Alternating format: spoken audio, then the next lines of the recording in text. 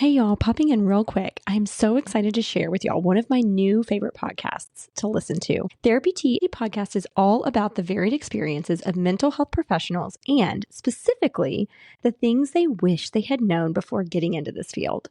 Therapy Tea is hosted by Jasmine and Karen, both LPCs like me, and they interview fellow counselors to discuss all the ways that we are constantly learning and adjusting as professionals in the mental health field.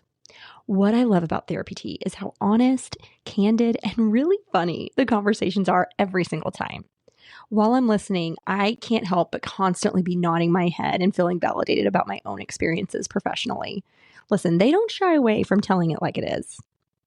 Therapy Tea is the perfect podcast for anyone working in the mental health field right now, and especially for anyone considering getting into it. Karen and Jasmine focus on making the reality of what it's like to work in this field more accessible and relatable, and significantly less mysterious. Therapy Tea podcast publishes new episodes every other Wednesday, and you can find them on Spotify, Apple Podcasts, YouTube, or anywhere you get your podcasts. And I had the pleasure of being on their show where I was able to talk about my not so traditional way of getting into this field. And man, let me tell you, it was just a joy to talk with Jasmine and Karen and to be able to share my story. I'm so thankful for the work that they're doing. And I really, really think that this podcast is so helpful, especially for those in the mental health field, to feel less alone. So y'all go check it out. Subscribe to their feed, Therapy Tea podcast. I promise you, you will not be disappointed.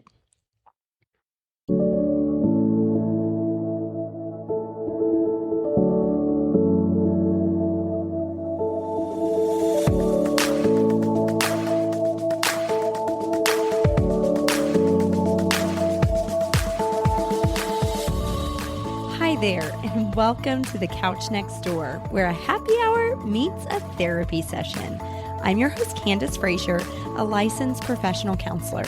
Each week, I'm honored to have a friend come sit on my couch, and we'll dive into an area of mental health that is impacting their world. We'll definitely laugh, probably cry, and maybe go on a rant or two, because we are all humans, full of emotions. Come hang out with us.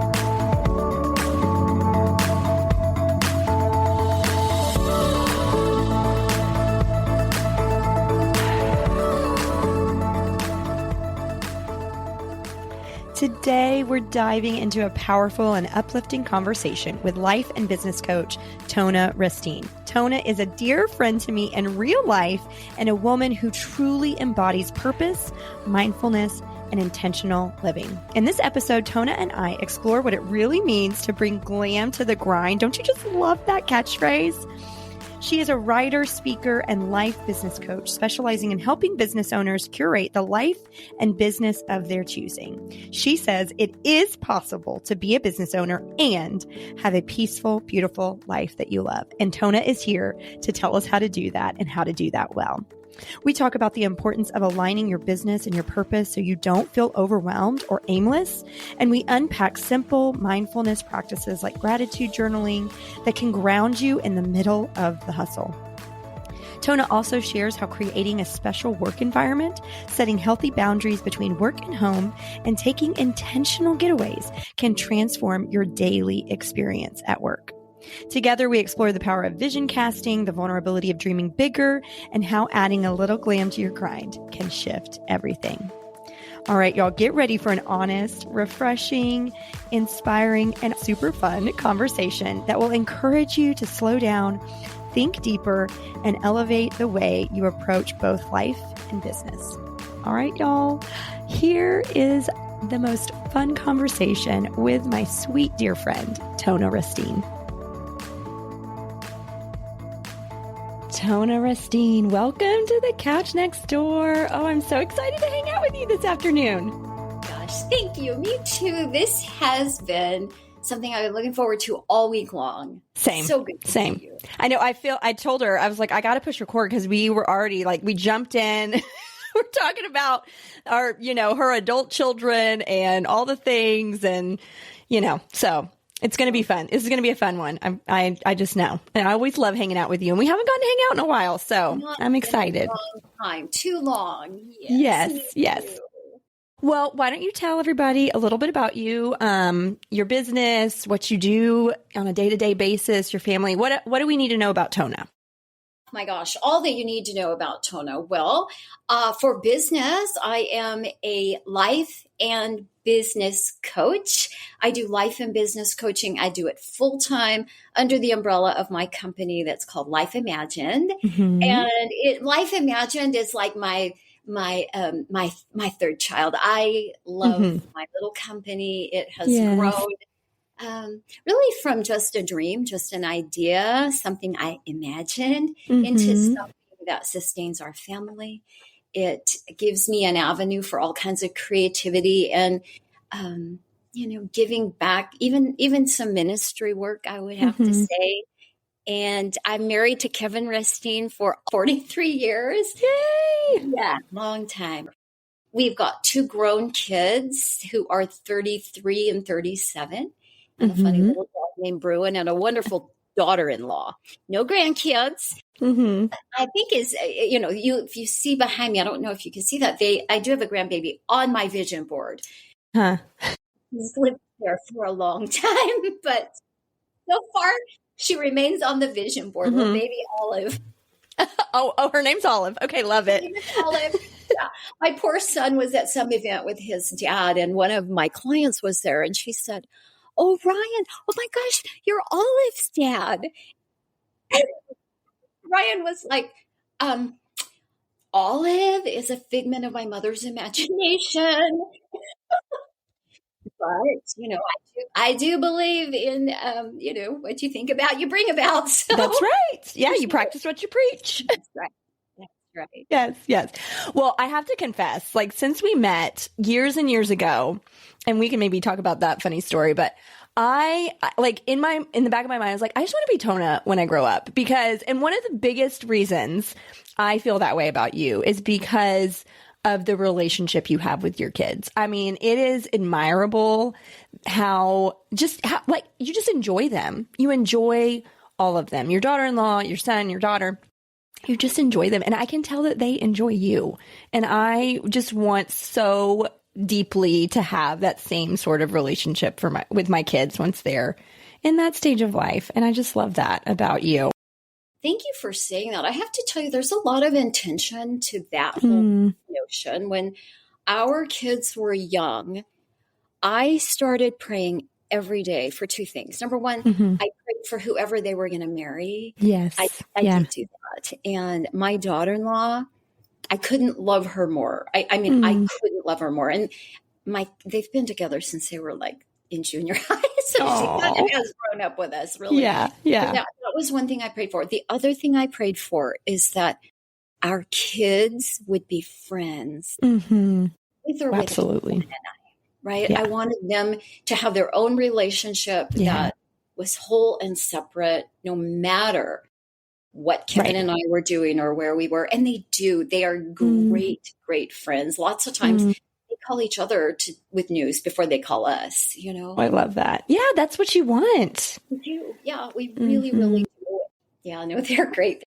They're good people, but they're hilarious people too. Yeah. They're very funny. Like their dad is funny. They're funny like him, but they're sweet like me. Well, you're funny too. Yeah, I think you roll with the punches. You have to. In this family, we do. Let me tell you. Thank you. That's a high compliment. Yes. Yeah. And so we met. Do you want to tell the little story of us sitting by each other? You go ahead and then I'll chime in. Okay. So Tona and I were in a Bible study, and this was like the social or something after we had ended the Bible study. And so we're sitting at this little cafe, and she was new to the group, right? That was when you had just brand new. I think honestly, I think it was my second week right after we moved to town. Yeah. Yeah. And so she happened to sit by me, and we just started chatting, and she realized I was a therapist, and that she was like, "You're a therapist." Oh, well. But what I remember really about that is, I think before I knew you were a therapist, Kevin and I had just moved here. Literally, we did for 2 weeks. And what no one knew is I had just been diagnosed with lymphoma. Yeah. And I mean, like, we pulled in, met the movers, unloaded the furniture, and found a church because I thought if if I am, going to go to heaven in the next few months, Mm-hmm. I got to find some friends so someone can cook for this man and love him and Take care of him. Someone at my funeral. And so I just thought the only place I know to make friends fast is church. So that's literally went within days of moving here to church. And then that's where I met you. And they told us just sit somewhere at this little cafe. And so I sat next to you and probably no doubt poured out my whole heart and said, who do you know that makes a good casserole for Kevin in the event of my demise? Yeah. And when I found out you were a therapist, I thought, oh my gosh, this poor girl, she's been working for this whole hour. And I had no idea. No, here's what I remember about that. I was like, gosh, I love how you were just you. Like you were super authentic. I mean, you shared some stuff, but you weren't afraid to share it, and you were very authentic about it, which I've learned that's just you. That was just you. Like you were being Tona. There was no way around it, that you were just showing up as you. And I loved that and appreciated that about you. And I felt an instant connection because you were so true to yourself in that moment. Thank you. I have to tell you, I felt that same connection. Yeah. And then later to get to know your little guys and Jason. I mean, it was a very sweet season. And now I fast forward 9 years later, if you can imagine. I know. I'm really healthy in not even only just remission, but it's gone, and I'm well and healthy and, have been very, very, very fortunate. Yeah. And plenty of people that will bring casseroles should. Oh, gosh, I know. Should that be necessary? Well, now it's even evolved beyond that. Now I need someone to marry him because he says, if something happens to me, I say, or if something happens to him, I always say, I'm never getting married. And he goes, no, you and the dog will just live your happy days. Yeah. And I said, well, what if something happens to me now? And he goes, shoot, girl, I'm bringing a date to your funeral. So it's totally evolved. Right. He's already casserole. He needs a date. So. Yes. Oh my gosh. Hilarious. So funny. So funny. I don't think he's kidding, by the way. I mean, See, you have a great sense of humor. You have to, again. Right. Oh my. Well, speaking of Kevin, what's your rant? Oh my Lord. Well, my rant really is his fault. We have this thing and it's his deal. We cannot get a door ding in our car. No matter what, we cannot get a door ding. So we always park at the edge of wherever we're going. Sure. Yeah. And I can't stand not to put a basket back. And so I am usually trudging miles through a parking lot to get the basket put back. And so I'm very sensitive if others don't also put their cart. Of course. That's a whole other rant. Yes. Put your carts up. Mm-hmm. Put your darn carts up. If I can do it, through the rain, a mile out into the parking lot. Absolutely. Yes. So probably it's about, I don't know why Kevin Restine has to park so darn far away, although really is probably the most exercise I get, so I shouldn't complain too much. But that and not putting your grocery cart away, it's just a thing with me. I think it's not good. Yeah. No, it's not nice. Well, and I agree. You said in the form, it really presents a character flaw if you're not one. I agree. I totally agree. Well, because here's the thing, somebody else did this rant, I think in the last season. And here's what I said at that point. There's so many of those cart return things now where it used to, there may be just one or two, but they are everywhere in the HEB parking lot, for instance. Right. They're everywhere. So there's really no excuse. You have so many options. So someone else had this as a rant? Yeah. Oh, yeah. Yeah. And it was a dude. It was a dude who did. Interesting. Mm-hmm. Very interesting. So you are not alone in this. I just think it is not nice. It is not nice. No, it's inconsiderate. Yeah. Why do you think Kevin is so door ding phobic? What is that about? Has he had a lot of door dings at some point in his life? Lord, no, he wouldn't survive it. No. No, he just can't handle it. He thinks that, I don't know, knowing him, it's a stewardship issue or something. Okay. He just thinks you take care of your things. And Okay. he, no, now he'll drive his car so close to the curb that he's probably dinging up his wheels, but he does not have But don't ding his doors. Yeah. I don't know, but as long as I've known him, since he was 19 years old, it's been a thing. So wow. Okay. Yeah. So if you're ever looking to see if the Restines are anywhere, look at the edge of the parking lot, and that's where you'll be.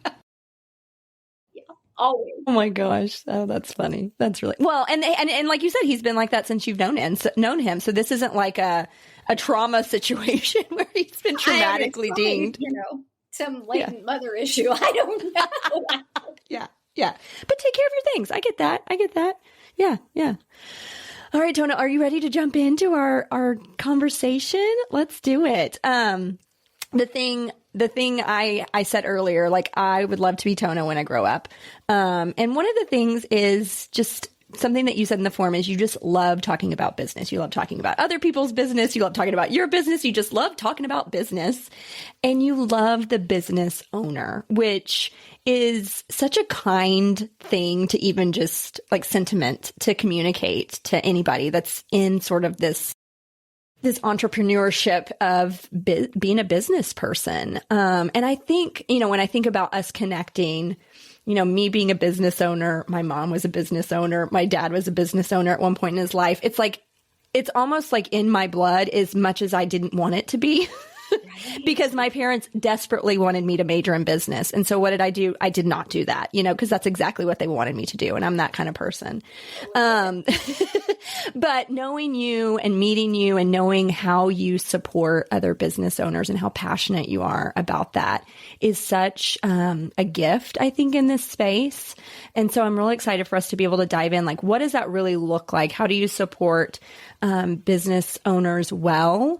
And specifically, we're talking about mindfulness, purpose, and intention, because those are like your really key core things that you speak on. So when we're talking about purpose, why do you think that's so important to the work that we do, knowing what that purpose is? Yeah, I think purpose really is it's our foundation. It's our starting point. Mm-hmm. Without purpose, we're kind of aimless, that ship without a rudder or whatever, whatever the metaphor would be. Purposeful mindfulness intention. I can't get away from it. I don't know how to get away from it. So I have wrapped my arms around it my entire career. Yeah. The love of the business owner. A couple of years ago, a couple girlfriends and I were doing some year-end business planning with our clients.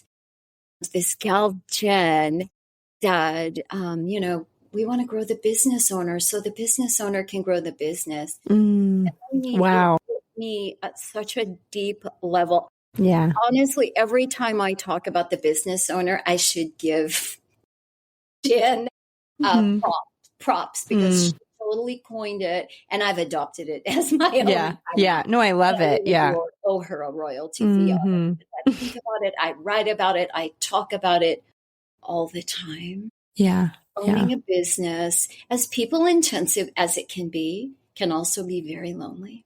Yeah, absolutely. It's hard to find your safe spaces in that. Mm-hmm. And I've just figured out a way to come alongside business owners in need-meeting ways to remind them you don't have to do it alone. Mm-hmm.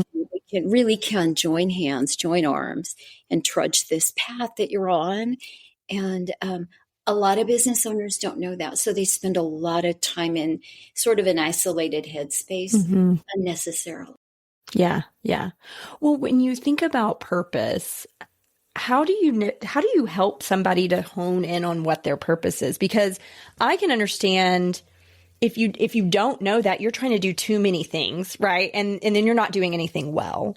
So how do you get somebody to really figure out what their foundation, what their purpose is?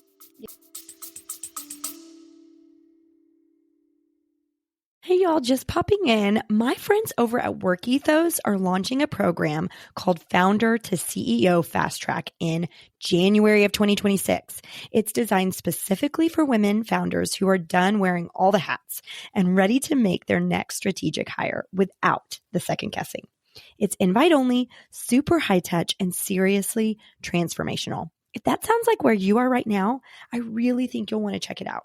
It's a 90-day experience starting in early January with weekly live sessions, private consulting, and tools that help you lead, hire, and grow without burnout. I've seen the behind the scenes of this program, and let me tell you, it's not fluff. It's strategic, personal, and incredibly practical. You'll walk away knowing exactly who your first or next critical hire should be, how to delegate without losing control, and what it really means to step fully into your CEO role. If you're curious, check out the link in the show notes to learn more. And if it sounds like a fit, I'd be happy to connect you directly with Marty Munger, the co-founder of Work Ethos, to answer your questions. There are several coaching exercises that I can, walk someone through, but some of it's just really simple conversation, asking them some just curious questions. Like, what matters most? What do people say about you when you leave the room? What do you want them to say about you when you leave the room? What has been true about you since you were a little girl? Those typically are indicators of purpose. Again, we don't walk around like in with this on full display or knowledge, but with some very directive coaching questions. It's really not too hard for people to access it. And then once they access it, we can move in that direction quite easily, actually. But it starts with just some real, introspective questions. Well, and working favorite thing, some of that stuff. Well, and working with somebody like you allows them to give that thought intention, right? Like to be intentional about those things, because again, we're just so focused on, well, I got to run the business and I got to do all the business stuff, to really slow down and think about, well, hold on, what is most important? That sometimes we don't take the time to do that. And again, then we're doing too many things and nothing's actually working the way that we want it to. That's right. And that's the work of coaching. Not unlike the work you do. The focus is just different, right? In the coaching hour, unless we're working on something tactical, which sometimes we do, but it's time set apart. It's a sacred space not to work on the tactical stuff, right? Not to be talking about the profit and loss statement. Right. The nuts and bolts.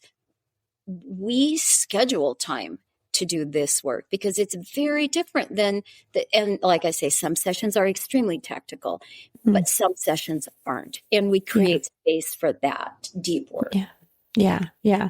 So if you were talking to a business owner and they were struggling with knowing what their purpose was, or maybe, I don't know, maybe the first question is, maybe they don't value really sitting down and thinking that through. What would you say to them? I would say, can we slow down? Can we back up?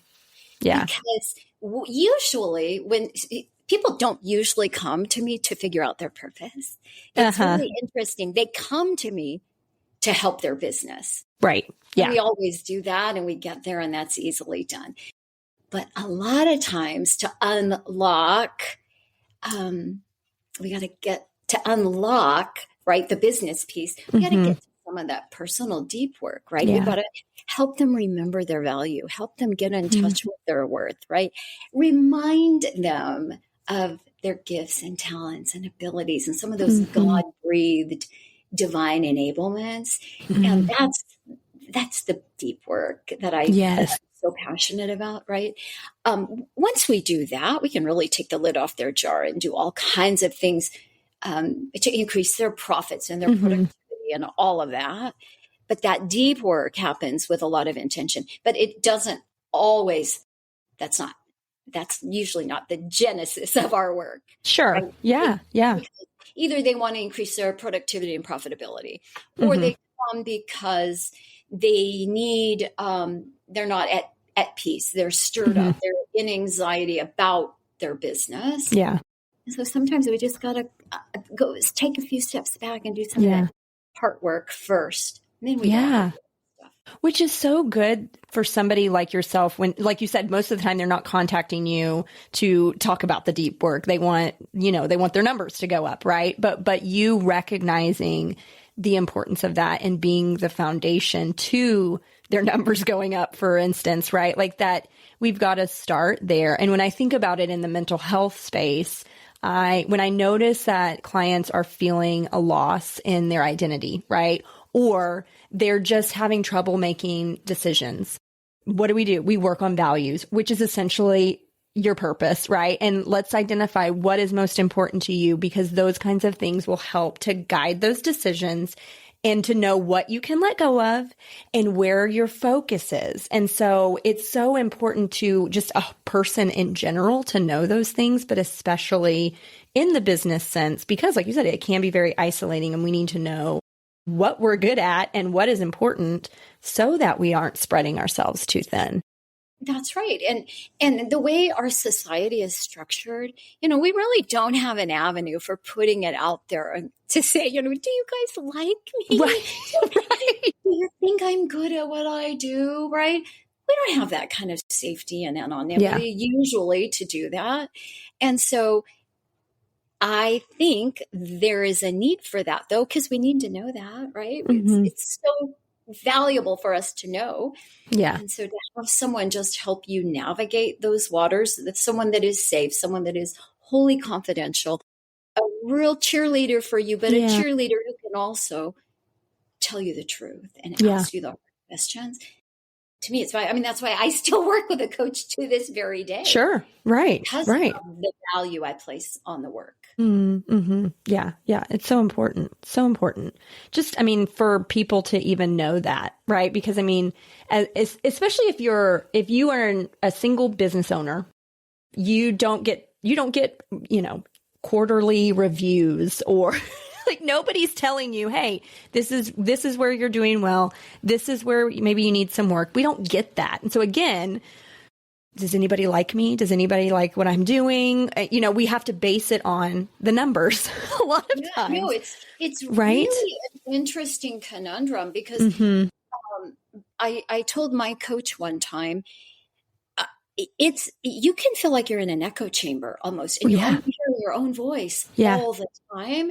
And so for me, that's really important to, like I said, to coach, to be a product of my product, to put myself in spaces where I'm not the only voice in the room, to be seeking mentors all the time, to become a forever learner so that I'm not in an echo chamber. It's really important. And when you are a business owner or a solopreneur or whatever the buzzword, you're busy, you're going, you're doing, you're keeping the wheels on the bus. And it's hard to take time out. Yes.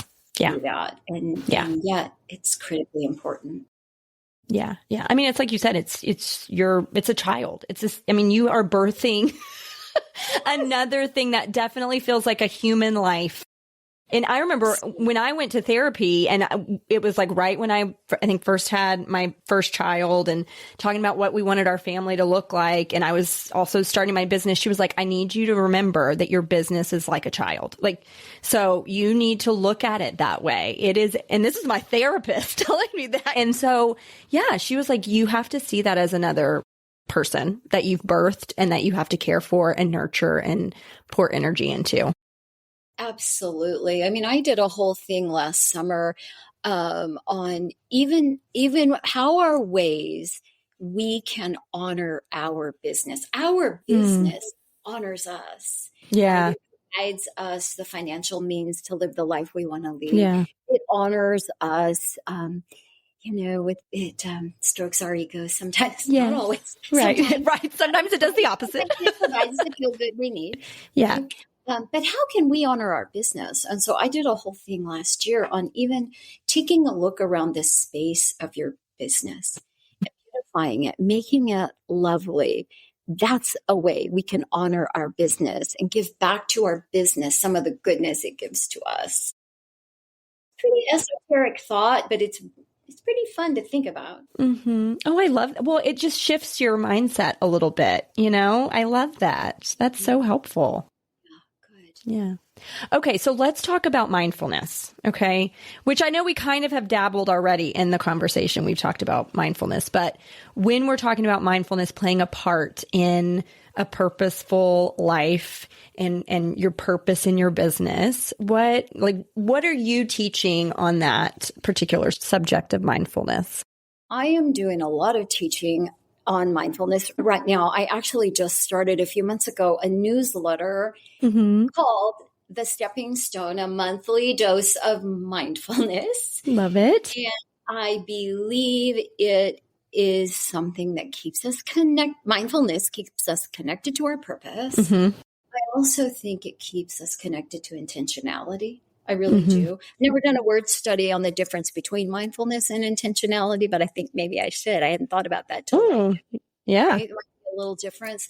But, so often, again, like I said, especially as business owners, we go on this autopilot, right? We are in the grind. We're on the hustle all the time. Many times we have to be. And so we're on this autopilot. And I think mindfulness takes us off of autopilot. Oh, that's good. Yeah. Coach, she said one time, we were talking about the notion of autopilot, and she said, "You are not an airplane. You do not belong on autopilot." And I really heard that at a deep level. I don't want my day to run me. I really want to speak into my day mindfully, right? Yeah. That difference of to be the thermostat, not the thermometer. That's so good. Determines the temperature, right? The thermometer just tells you what the temperature is. The thermostat, to me, that's a word picture for mindfulness. Yeah. And so when you think you have your newsletter, and I know you practice this very diligently daily. So, what is one way if somebody's saying, "Oh, that sounds great. I want to do that." What might be a way for them to implement that in terms of helping them to be a little bit more mindful, which is going to help with the intentionality and knowing their purpose? So where would they start with that? Yeah, I would start really simply, right? I am a real believer in the notion of incrementalism, right? So start small, take one small step closer, right? Rather than try to take all these giant leaps to get from here to there. Just take a small step and see where you go. So my first small step always, without a doubt, is to tell someone, just start every morning writing 3 or 4 things you're grateful for. Okay. Yeah. Simple, right? Get in touch with what's good in your life and write it down. It's very simple. It takes 2 minutes tops, right? The discipline of writing it. A lot of people say, "Oh, I think it," or "I crave it," and that's great. But there is something pretty powerful. You probably know the science better than I do of that eye, hand, heart, mind connection. Yes. Right. So that's always my start point. Just start writing what you're grateful for. You can build on it from there, but that's a perfect start to bring what's good in your life into a place of top of mind awareness. Yeah. It's funny that you said that. When I speak to people about maybe journaling or doing some version of this, I hear very often, which you probably do too, "Oh, well, I thought about it. I didn't write it down." Or, and so, the science being you're connecting these two hemispheres of your brain that's acknowledging the emotional side of it and the logical side of it that helps you to be grounded. And it really makes, like you said, that connection to you as a whole person. And also why talk therapy and talking to your coach is helpful, because speaking does a very similar thing. And so, you can think it all you want, but sometimes until we get it outside of ourselves, it doesn't feel real. And if it doesn't feel real, then how is that really going to help us with the intention and the purpose that we're trying to name and feel really in our lives or in our business. Right. Ed Milet says something that just created such a beautiful word picture for me. He says, if you get something out of your head, right? This is our most valuable real estate, right? Right up here in our brain, right? So get it out of your head and onto paper.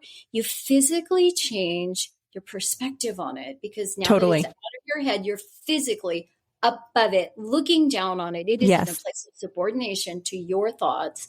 Yes. And I used that example so many times. Years ago, our son was in therapy when he was a little guy, and his therapist wanted him to journal. And I think he was like in junior high. And so he didn't want to do that. And he said, okay, if you don't want to write the words, I want you to get a piece of paper and think your thoughts, whatever your thoughts are. But I want you just to doodle or just to draw squares or whatever. If writing the words doesn't come easily to you, then just doodle while you think. And even that became a practice that he could embrace. Yeah, I love that. I've had lots of clients do that. Just if you don't want to write it, just draw circles on your page while you think. While you think about it, yes. How connect, like that connection of those two hemispheres. It's science, and it really does make sense. It really, and it works. You know, like if you could just think it, then we would support that. But that's not gonna. You're not doing yourself a service by just thinking it. Like this is where it's really going to be solidified and actually make an impact on your life, is if you get it outside of your brain. Yeah. Okay, I want us to talk about adding glam to the grind, because I love that. Have you trademarked that term? Because I love it. So I don't know. Should copyright it, right? Yeah. Because I'm talking about it everywhere, right? You do. Yeah. Because adding glam to the grind, it's beautiful. It's perfect. Glam to the grind actually kind of came to me a long time ago, when probably, I don't know, maybe during COVID, right? When the whole world kind of came home. Every client I was coaching was coming in looking like, my goodness, right? Yeah. And these were professional folks running big businesses. And so I thought, okay, lighten up, Miss Fussy. We're in a quarantine we've never been in before. Right. And so I lightened up during that time. But it never changed. And 5 years later, people are still showing up. Multi-million-dollar producing people are still showing up in a messy bun and yoga pants.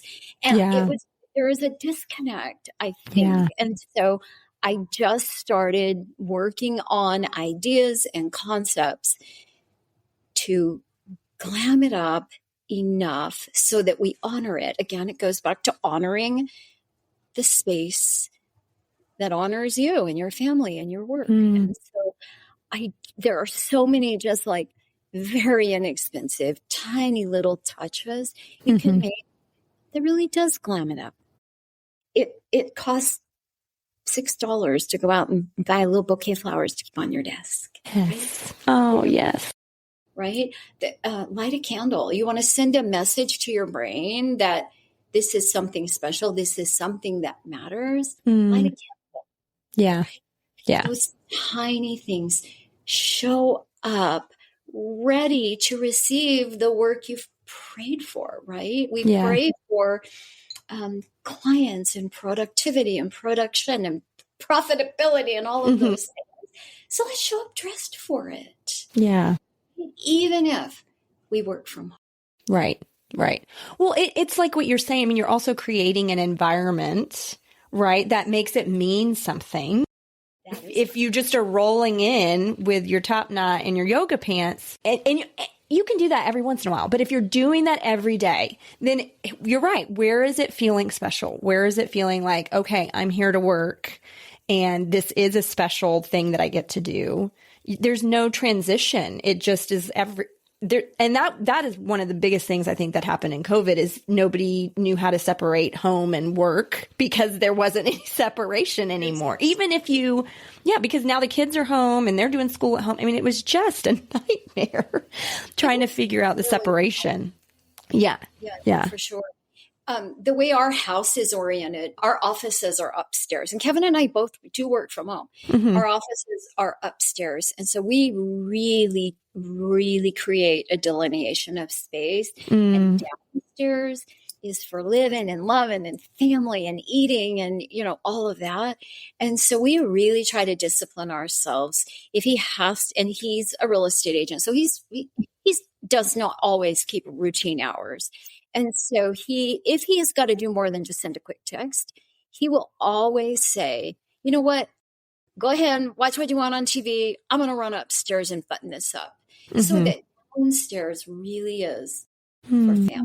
So we work very diligently to keep some separation between work and space and work and home.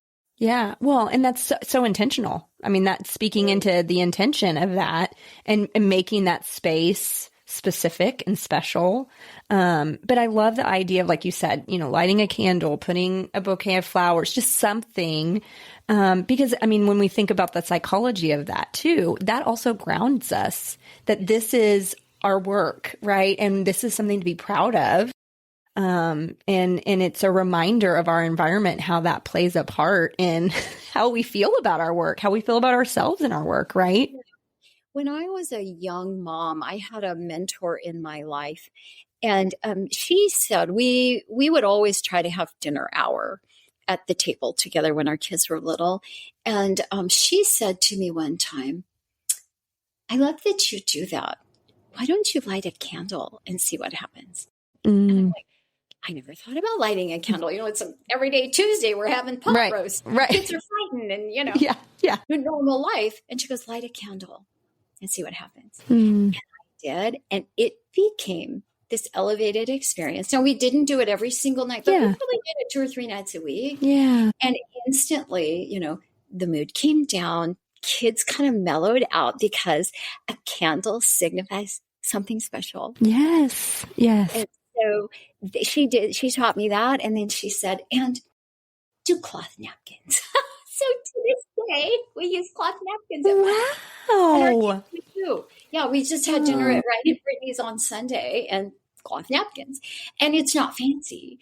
It's just something a little special. It's special. Gather around the table with a candle going and a cloth napkin. It just elevates it a little bit. It adds glam, little touches of glam that are not expensive, that don't take a lot of thought or energy or time. Yeah, but it's just a little indicator that it's special. Oh my gosh. When we're in our morning routine, for example, when we light a candle, it really does signal your brain to shift gears. Yeah. And it's really effective. Lots of times, even in my office, if I'm, I need to switch gears, I need to get out of client mode and into creative mode, I will just sit here for a sec and light a candle. And it does shift something, and it gets me out of that workspace and into a more creative heart space. So to me, that's glam in the grind. We got to grind. We have to, right? Yeah. Well, and again, I know you practice what you preach, but even in that, right? Like the mindfulness and the intention that you take when you've got to switch gears and you're still in work mode, but you're doing different kind of work, to be intentional about that shift. Yeah. And I really do make the difference between head work and heart work. And head work happens here behind the desk on the computer. But you can't see this, but around the backside of my desk, I have a leopard chair. And that's where the heart work happens. So lots of times when I'm, done with clients, but I still have stuff to do, I'll pick my, notebook up or whatever, and I'll go to the leopard chair. If you see me on video in the leopard chair, I'm doing some heart stuff. Yeah. And that distinction is very clear in my mind. This is a leopard chair. We did a whole thing with these gals I do some work with. Okay, she's in the leopard chair. This is different. Right. Right? This is different And kind of work. it's different. It's work, but it's different work. It's work. I love that. Okay. Tell us about the 24-hour getaway concept. Yeah. So Kevin and I have always been self-employed. He started his first business when we were 30 back in California. We spent many, many, many years on staff at our church. At the same time, I was a real estate agent at that time. So getting away for any extended period of time was really beyond challenging. And how old were your kids at that point? Oh gosh, Kevin started his business when Riley was 4. And so, I mean, they were little guys, right? Their whole lives, we've been self-employed.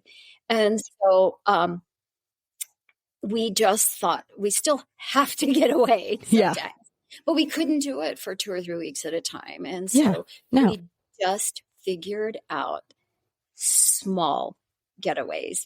And now it's become, I mean, it's this whole perfected thing, right? We can literally take 24, 25, 26 hours and be completely refreshed by that time away. But it takes some prep work, takes some intentionality, back to that word.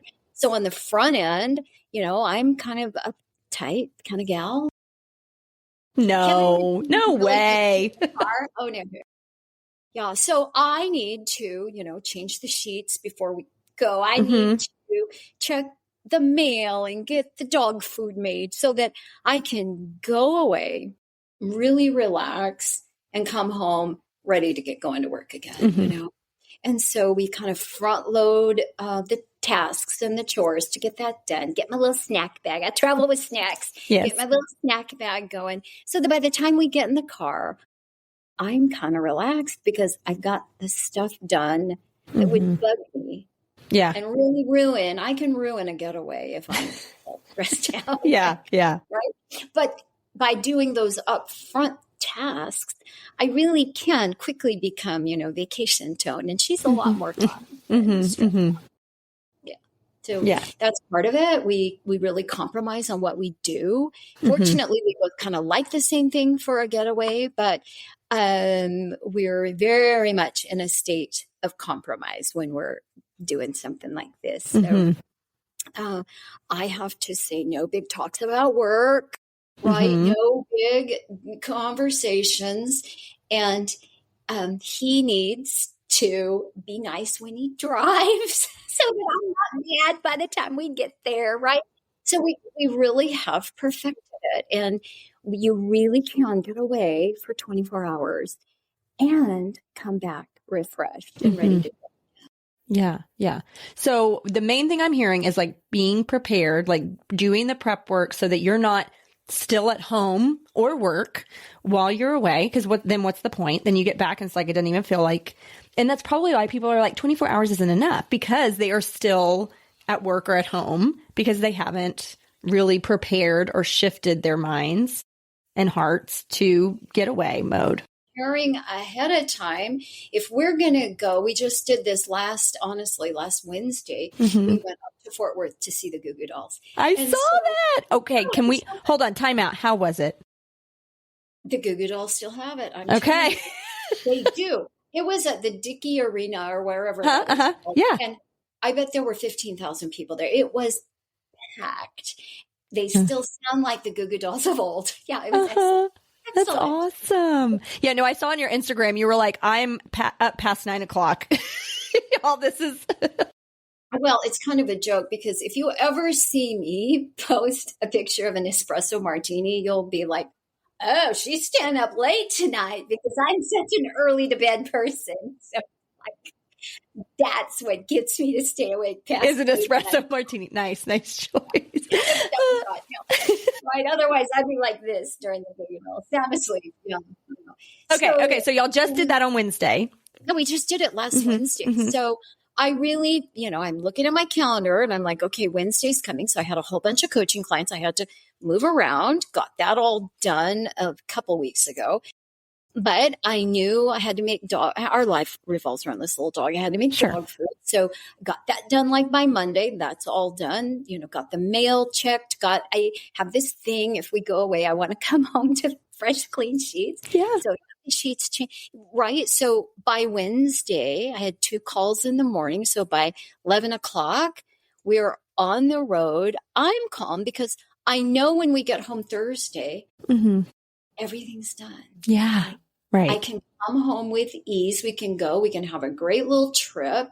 And the other thing about these little quick getaways, they're really usually a couple hours at most of driving. Sure. So it's not, we're, hopping on a plane, it's not like that. It's a quick little turnaround. And the other thing is on the way home, we kind of start talking about, what do we want for dinner? Do we want to grab a pizza, order in, or stop along the way so that we're home in time to get, ready to go the next day. Driving in at midnight and getting up at 6, that would really stress me out. Yeah. Yeah. But it's just planned, it's thoughtful, it's methodical. And I told these friends of mine, I was talking about this to some other friends of mine, and what it does, it resets us, right? For sure. It gives us a rest and a refresh and all that. But for Kevin and I, it reminds us that we really are good friends. We're really pals, right? We love to pal around. And in the busyness and the cadence of life, it's easy to forget that. Yeah. Oh, yeah. Well, and just to live parallel, right? I mean, it'd be so easy to fall into that. Yeah. But these getaways are reminders of, I adore this guy. Yes. Yeah, he really is my favorite person to hang out with. Yeah, he's so fun, even though he parks way far away. Love him for it. Yeah, yeah.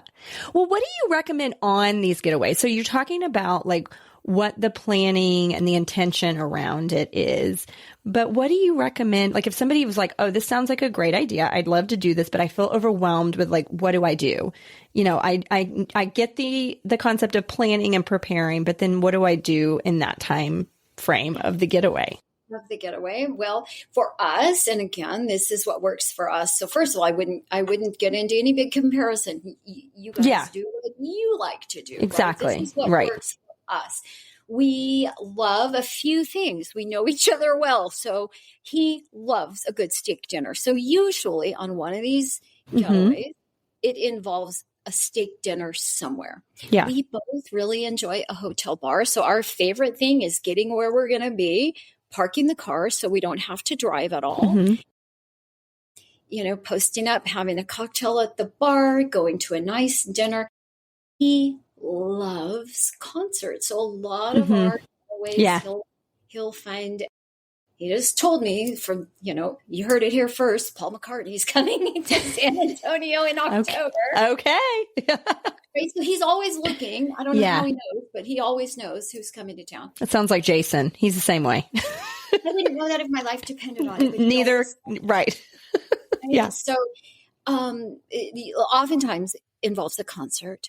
I love breakfast. So day 2 always has breakfast out for me. And we both really love to shop. So a lot of times we meander around shopping. Yeah. Now, I have other friends and, clients who really love nature and who want to be out. And their idea of a reset and a refresh would be get me out on a trail and hiking. Yeah. And, I, for one, I'm not a nature person. I don't get nature. I don't ever want to be out on a trail hiking. I mean, please. That would not be a getaway. That would ruin me. But if that's your thing, it's perfect, right? So I really just think knowing yourself, knowing what you love, knowing what energizes you and what's fun for you. Yeah. That's the only rule. Do what you love. Yeah. Well, and set some intention and plan it. And I mean, how with your clients and maybe even with yourself, how often would you suggest somebody be planning something like this for themselves? Try to do it. I would say maybe even quarterly, depending. Now, in others, our life is pretty simple now. It's just us and the dog, right? So at this season of life, it's easy to do it quarterly for us. In other seasons of life, we just couldn't, right? Yeah. So it was done with less regularity. But I would say quarterly, it's great. You know, the emotion of anticipation is so good. It Right? is, yes. There's a lot of science behind what happens to your brain when you're living in anticipation. And so just knowing you've got a little fun trip on the books, very good. Yeah. Right? Yeah. Very good for you. So I would say plan that. I know for me, I know my stress indicators. I'm a little snappy. It's probably a good indicator that I could use some kind of a refresh, you know? Yeah. Yeah. Yeah. No, that's good advice too. Yeah. I would judge it by that, maybe even more than the calendar. Sure. Yeah. Well, and just paying attention, right? Like whether it's you're under a stressful season or it's maybe been a little bit of time and you're noticing the stress. But if you know what your stress indicators are, then that might help you to plan how often to try to do a getaway like that. Yeah. That's good. Okay. What about if somebody is just loving everything that you're saying and they want to practice all these things? What would you encourage them to do first? Like they love this idea of mindfulness, finding their purpose, intention. Where should somebody start to really dive into these concepts well? Yeah. Well, obviously call me, right? Yes. Call Tona. She will help you. Right? That's a given. Yeah. No, I do think getting to that place of vision for your life. What do you want your life to look like? And I don't think we avoid that necessarily. I just don't think it enters our mind to do it. Yeah.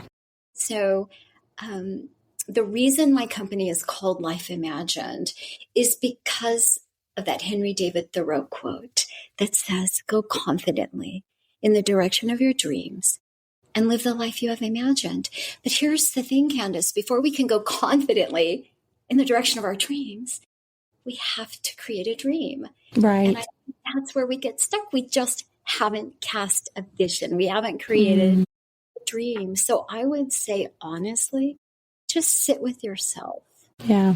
And really think, what do I want, the next 3 months of my life to look like? Start thinking about it. Start imagining it, envisioning it, write it down if you can.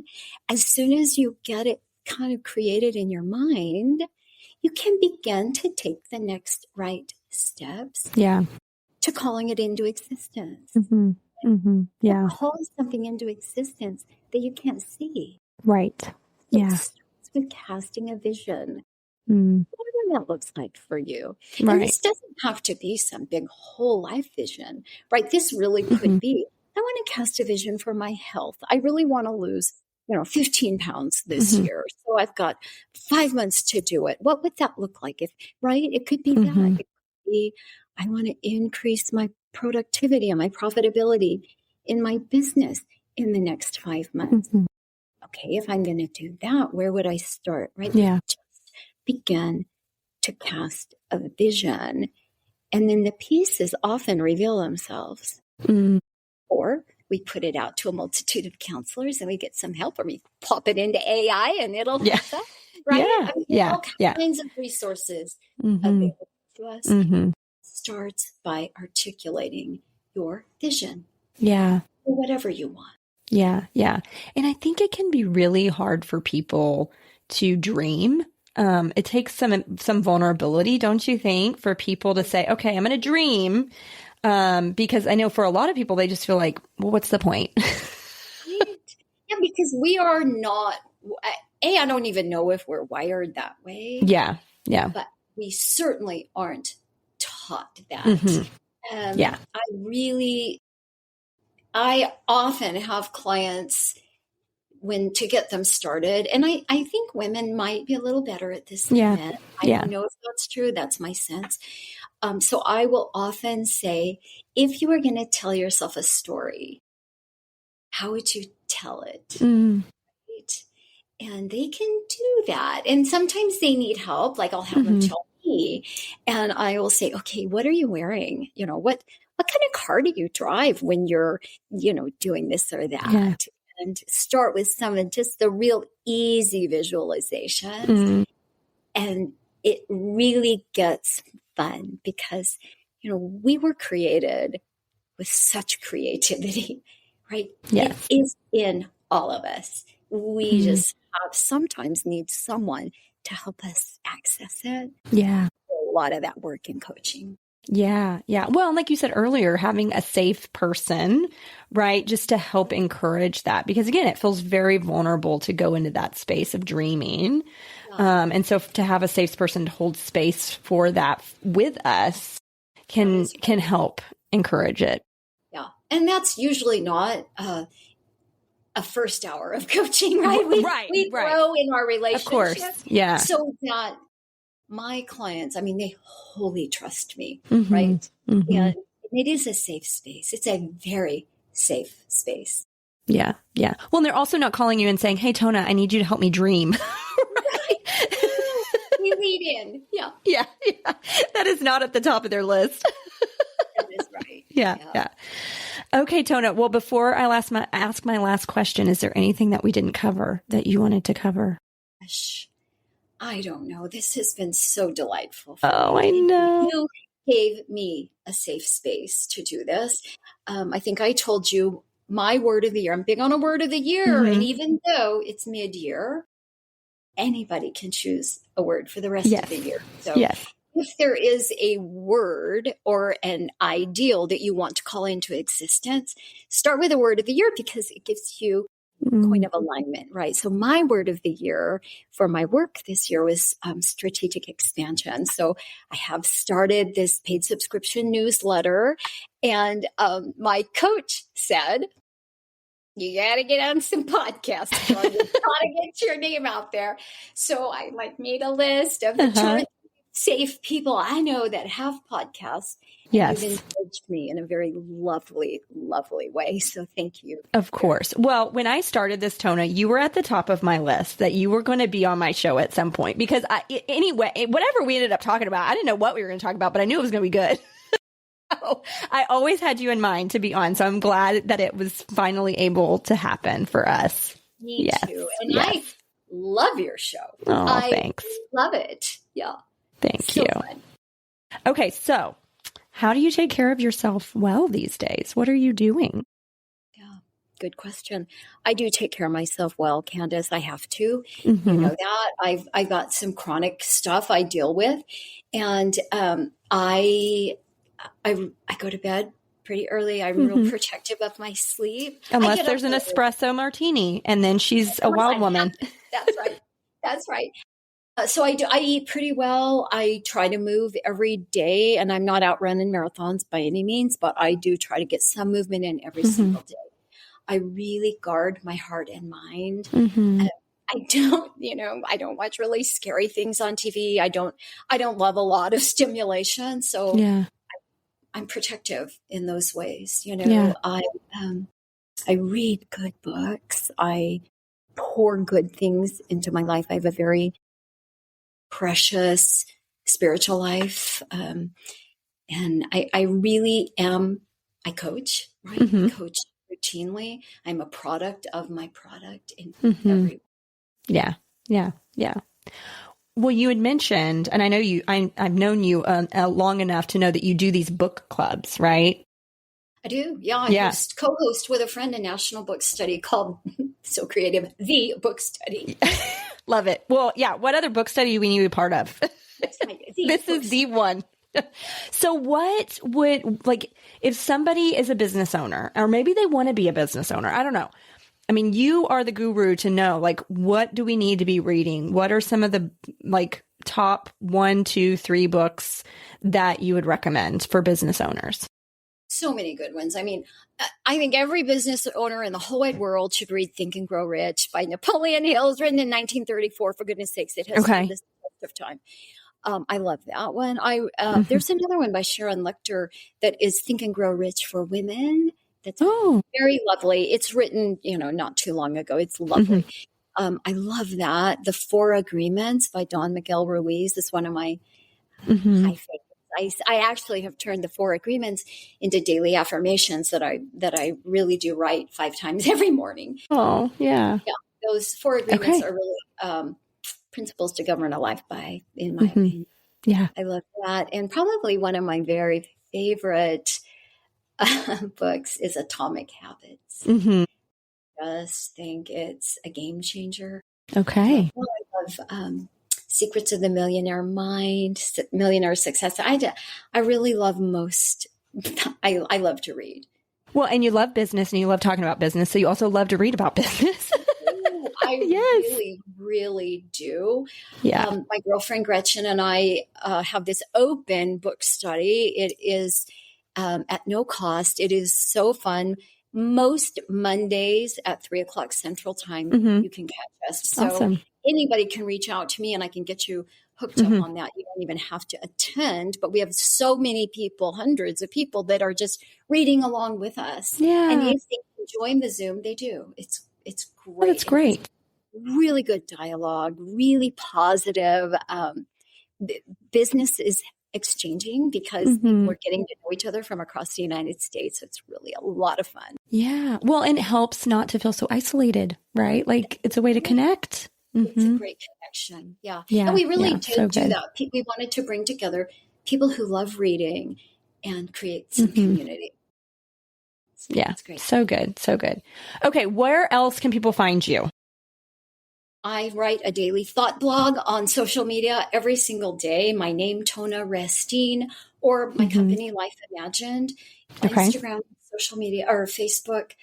My monthly newsletter is The Stepping Stone, a monthly dose of mindfulness. And my website, lifeimagined.info. Okay. I'm really out there. Okay. Yeah. And we'll link you, and you can get That's true. You can reach out to me and I can get you connected. But we'll put next door. That's right.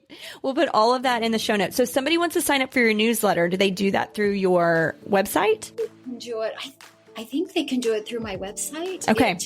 Or just email me, Tona Okay. at lifeimagined.info, and I can get you hooked up. Perfect. Okay. We'll definitely include all of that so people know how to find you and how to get signed up for that and with all the mindfulness tips.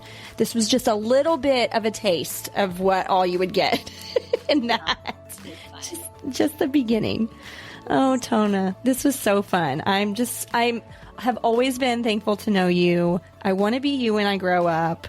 I'm so glad that we got to spend this little bit of time together. And I know it's been too long, but it was so good to see you. So good to see you. Please give Jason and your boys my love. I will. Okay. All right. Thanks, Tona.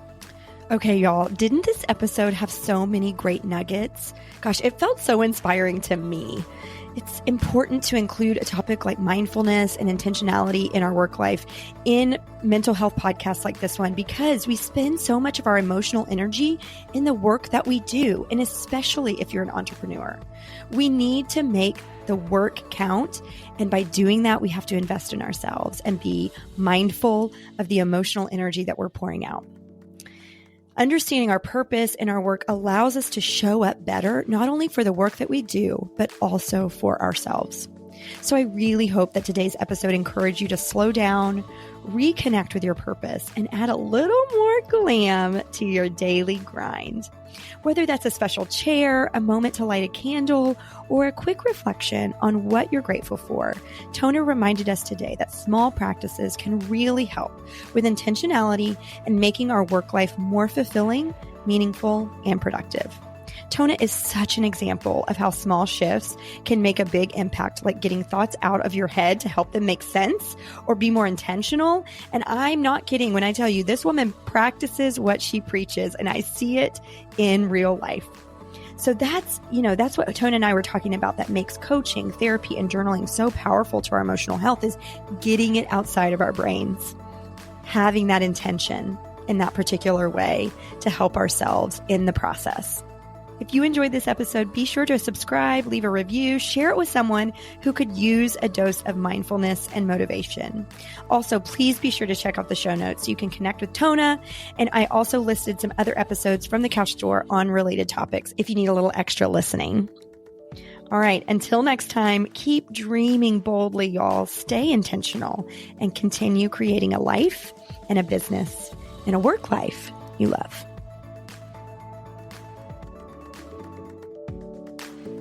The information included in this podcast does not replace that of your own professional therapy. If you believe you are in need of professional assistance, please reach out to the medical community in your area. The Couch Next Door with Candace Frazier was created by me, Candace Frazier. Graphics by Jason Frazier. Music by Josh Bissell. You can find the show notes and affiliate links on CandaceFrazierLPC.com. Click on the tab Podcast and you'll find all podcast-related content there. I'd love to connect with you on Instagram. Find me at Candace Frazier LPC. Give the show a rating or review wherever you listen to podcasts. This really helps get the show to more listeners in the world, and I would be so grateful to see what you all are loving. Until next time, show kindness to yourself and those around you.